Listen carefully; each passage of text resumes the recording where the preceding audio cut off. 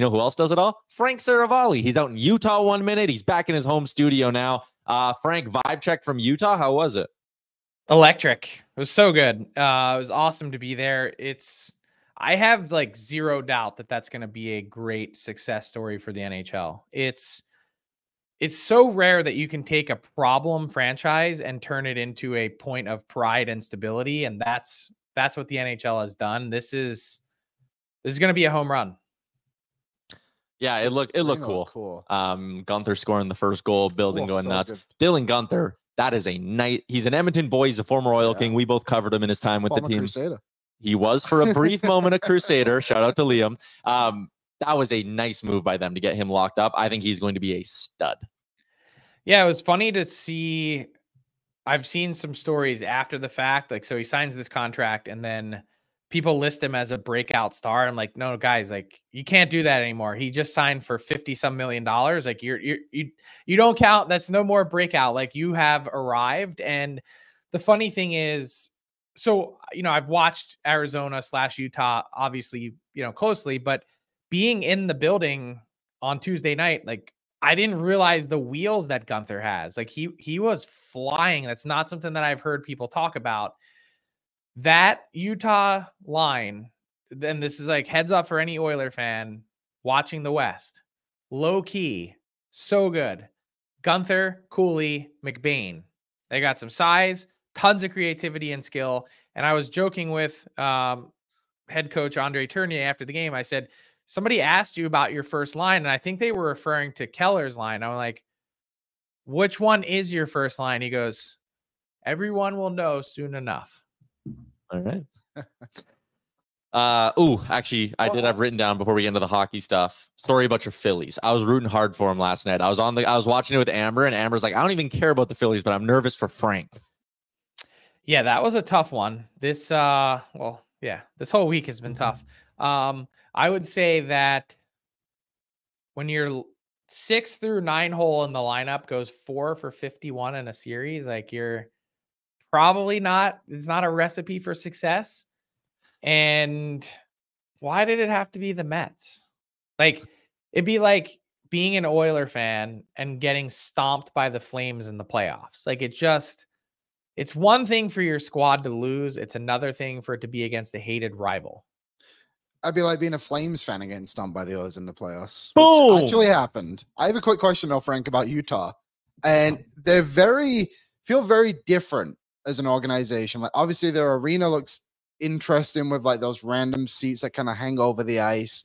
Their owner's sat next to Gary Bettman just drinking beers, and he's showing with Dwayne Wade, Shabuzi, and Nelly Corda. Those were the people that were in that area. And then you also have Larry Markkinen, who plays for the Utah Jazz, coming on skating on the ice, and he's like 6'8". Like, he's 7 foot, and he grew up in Finland. Yeah, and they did a rehearsal. Clayton Keller was telling us in the morning of him going out to deliver the puck, and Markkinen fell. And they were like, no, like, dude, don't do that. Like, that would be horrible. And so everyone, as he skated out, was kind of holding their breath like, oh my God, what if this guy falls in front of 16,000 people tonight? Well, also too, when he was leaving the ice, he jumped into the glass to the fans who were banging on the glass. He jumped into the glass to them. But I just wanted to ask, like, do you think they're just going to bring a completely different vibe to the NHL? I think they're willing to shake things up and do things differently. I also think when you talk about a different vibe, there's no more franchises to kick anymore. Like I made this joke, and it wasn't even really a joke, but the NHL has gone from 31.5 to 32 teams now.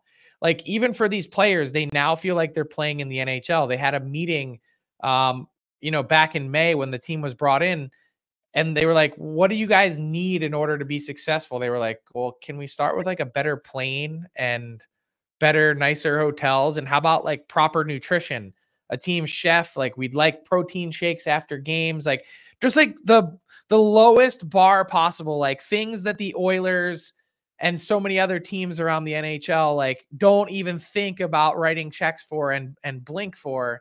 This Arizona team wasn't getting. So it's one thing to not get all those things, but then also to play in a 4,000 seat arena where you guys have done nation vacations there. Like, you guys overwhelmed Arizona fans. You owned the building. Think about what that must feel like and how deflating that must be as a Arizona player, feeling like you're playing in a minor league freak show, but in the majors. I don't know any other way to say it. Like, so now you've actually got good players. Like, you had good players before, but the weight of all that, the distractions, that's all gone. And so their team motto this year is all in, no excuses. Like, they've got nothing left to hang their hats on. They can just show up. And Clayton Keller said they've sort of freed us up to play, which I think is going to translate to better success on the ice. Yeah. Let's talk about one of the big things Oilers fans are going crazy about. It's the Raphael Lavoie drama. Claimed by Vegas. Vegas gets 2 players they weren't expecting to get both, so they put Lavoie back on waivers. Oilers reclaim Lavoie, but one of the teams that finished higher than them in the standings last year also put in a claim, and now Lavoie's back on waivers again. So again, the Oilers clearly like the player because they reclaimed him from Vegas, but they don't like him enough to keep him on the NHL roster. Is this just going to end? Like, Gregor's best guess was Colorado, and I can see the logic there, but is this just going to end with Lavoie going to another organization tomorrow, and then this is over? He's a poor guy is ping-ponged around, huh? I hope he hasn't like actually gotten on a plane to go somewhere. It very well may, but I could also see it just ending with him and Bako. No one puts in the claim again, because they're going to have to eventually probably go through this same thing a few weeks from now. Let's just pretend that it is Colorado. How long is it until, I think their GM Chris McFarland said later this month for Valeri Nichushkin, and then how much longer is it after that for Gabriel Landeskog? Like, at some point they're going to like pretending it's Colorado. Like, I don't know, that's all shrouded in secrecy. Colorado's then going to have to dump him back on waivers to then what? Have Edmonton claim him again? So I think my understanding and interpretation of what happened here is the Oilers were not, like, they wanted to claim him and put him back in the AHL, which you're normally allowed to do with waivers once you reclaim someone that was your original property, so to speak. But because the other claim was there, they had to keep him on the active roster and couldn't directly send him down without waiving him again. That wasn't in their cap plans. That wasn't in their roster plans to do that. So now, instead of having to, keep him there, they're going to try and send him down, which requires yet another cycle through waivers. Does that make any sense? Oh, yeah, it makes perfect sense. The other name, too, that they're without Lehkonen, who should be back right away, too. So it's Landeskog, Nichushkin, and Lehkonen. They're missing an entire forward line. Like, the idea that Lavoie is going to go there and stick for the season, if it is Colorado again, is a bit of a stretch. Might just, allow them to say, hey, this isn't worth the trouble, to then waive him again. Might as well just have Edmonton put him back in Bakersfield. Yeah. That's fair. He was on the active roster yesterday, but I did find it interesting. He wasn't a part of their player introductions, which the healthy scratches all were. So I think that maybe kind of shows you that, again, their plan all along was to send him or put him back through the waiver wire. Frank, they're also probably being transparent with him. Like, hey, bud, like, we're not trying to like get your hopes up here. Like, we're going to put you back on waivers tomorrow. Yeah. Last night didn't go that well for the Oilers. They got smoked for the second straight season opener. Listen, we're not freaking out at all. There are people who are freaking out about Skinner and the blue line and all that. And the way I phrased it to you on DFO Live today, like, I'm not worried about Emberson. I'm not worried about Jeff Skinner. I'm not worried about Stuart Skinner, but there are a couple things that are just on my watch list now. Like, Emberson didn't have a good preseason. Now it's a bad regular season game. And Dermott, I guess, won the job, but I didn't think he was great yesterday. So Jeff Skinner's looked pedestrian through the preseason and then looked pedestrian yesterday. I just think there's things that are just creeping onto the watch list now. Is that fair, or is even that an overreaction?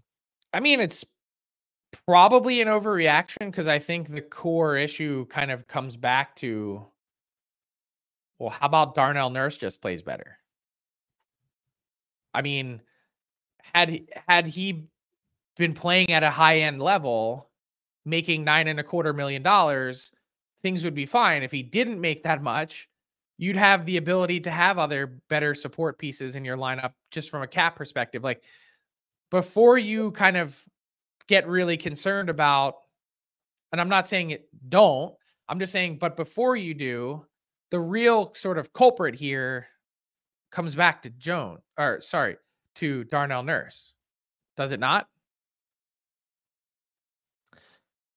Yeah, I thought he was fine last night, and we just had Ennis on, and we were talking to him about Darnell Nurse and like how can they unlock Nurse? What makes him good? What's he doing that works? And what we kind of came to was, when you look back at the numbers, when he played with Bouchard, the numbers are good. When he played with Broberg, the numbers are good. When he plays with Stetcher, the numbers are good. When they put him with a pass-first defenseman, it actually produces pretty good results.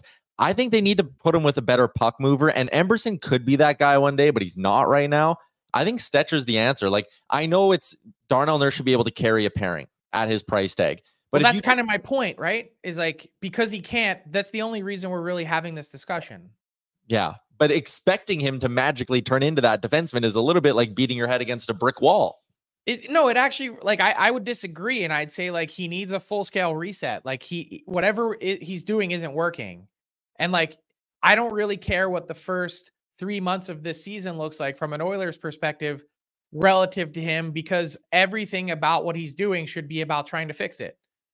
Because again, we're talking long haul, like for the full 82 game slog plus playoffs, like for the Oilers to really go out and chase that Stanley Cup, he can't just be someone that is hanging along for dear life.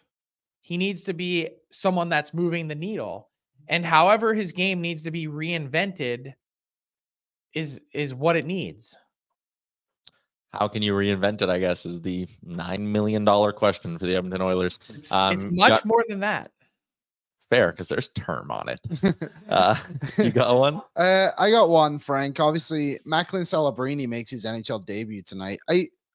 I'm very curious about him. I feel like, being Canadian hockey fans who've not been too exposed to him, obviously spent the last couple of years in the US, but are you excited to see what he can do in the NHL? Yeah, I think people, like, there's not nearly the hype that there should be around him. And it's not necessarily from a point production standpoint. I would ballpark Liam somewhere between 50 to 60 points is like a realistic, honest expectation for him. But he didn't have the sort of celebration of Bedard, and for good reason. Like, Bedard, I think in the end is going to end up being the next notch down from McDavid, which like is incredible projection, right? Like, that's a heavy, weighty thing. But when you consider some of the other players that have gone through, and I think part of it might be path to the NHL, right? Because he was a college hockey player, I just feel like those guys end up being a lot less hyped than some of the others. And that's not an American versus Canadian rivalry. It's just I think it's a interesting thought process to consider. But this is an 18-year-old man that is, like, underline that part, man. He is physically mature. He is inviting of physical contact. So you're going to see him in battles, making plays. And he's got a really complete, mature game for being that age. We know his backstory. His dad is, the sports science guru for the Golden State Warriors. He's been living in this pro sports world for a long time. He knows how to be prepared. And so I think those things are going to go hand in hand with some of the early success that we see from him. The only caveat here is this is a team sport, and the Sharks don't have the proper support structure around him in order to have him, step into the league as a near point per game player. They're so thin that it's like shut down Celibrini and, to a lowercase level, Will Smith, and you're going to win. Just like last year was like, we can throw 2 different lines at Bedard and keep him quiet because we know you don't have anything else. That becomes really onerous for a team at game 62 of the season, and especially for an 18-year-old. I remember when we had John Goins on the show last year on DFO Live, that is, breaking down the Hawks and Bedard, and he just pulled up from one game like 7 clips of Bedard zinging passes to guys, and they just weren't expecting it. They weren't used to playing with someone that good. And I know he's got Toffoli and Eklund, but I think there might be a bit of that with Celibrini and San Jose too. One gets hurt. Yeah. Like Bedard last year when Hall went out. Hall went down, yeah. Also, Will Smith wears number 2, and he's a forward. Send him to the gulag. I'm done with that. Quite weird. Yeah. Okay. Last one I got for you really quick, Frank. It's our Great Clips question. We got to sneak it in before we let you go. More than 4,400 hair salons through the United States and Canada. Great Clips is the world's largest hair salon brand and official hair salon of the NHL. Use the Great Clips check-in app, see the wait time, check in on your phone, and get your haircut when you want. Great Clips. It's going to be great. Check them out, greatclips.com. All right, Frank, the one we got, and it was asked as a joke from Not OE, but I'm going to spin it into a real question here. You guys haven't asked Frank who the Oilers are targeting at the deadline yet. Last night, there was some talk that, like, they need to make a trade now on this blue line. They can't wait. They have to wait, right? Like, there's no magic trade coming their way in October, November, December. I think all that's going to do, if you try and do that now, is get you in trouble. Mm-hmm. I don't think there's right at this moment in time, a life raft that exists. But I think if you can let the market develop and time it appropriately, that there could be a game changer or difference maker, like adding an Ekholm, if you wait long enough. Patience. Not saying like allow your season to swirl down the drain. I don't think anyone thinks that that's going to happen. So just patience is key. All right. Frank, appreciate your time as always. You and I are back on DFO Live tomorrow. You and Greg's are back with the DFO Rundown tomorrow morning as well. Find all his stuff, dailyfaceoff.com, and subscribe to the Daily Faceoff YouTube. It would make my day if you did. Frank, thank you. Bye. See you guys. See you, Frank. What's up, Nation citizens? If you like that video, then you need to be subscribed to the Oilers Nation YouTube. Podcasts, live shows, exclusive interviews, and analysis. Everything you need from your favorite voices at Oilers Nation. And you don't want to miss any of it, so hammer that subscribe button.